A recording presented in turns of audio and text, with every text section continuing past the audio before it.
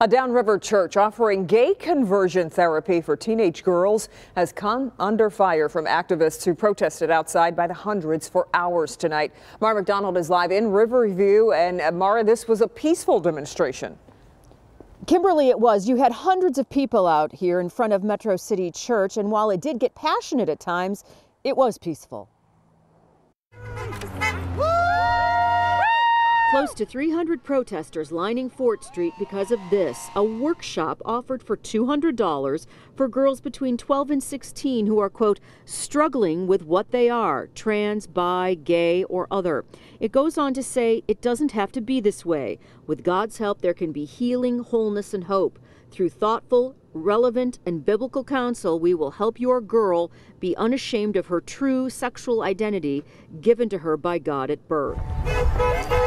LGBTQ activists and the medical community condemn conversion therapy, the belief that you can either pray the gay away or use psychological methods to prevent someone from being LGBTQ.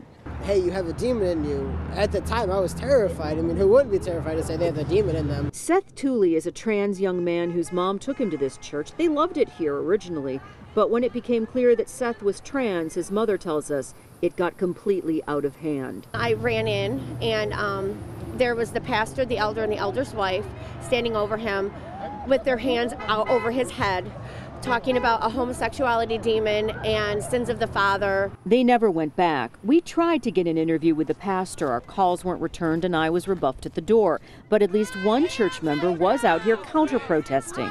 Pastor Jeremy pours his heart out every Sunday. The pastor did post what he calls a rebuttal to the social media backlash on the church website, which goes on for about half an hour. God created men to be men and women to be women, and to find their completeness in one another. Back here live tonight, multiple state representatives have sent a letter to Michigan AG Bill Schuette asking him to investigate this church and this workshop under the Michigan Consumer Protection Act. We are live in Riverview tonight. I'm Mara McDonald, Local 4.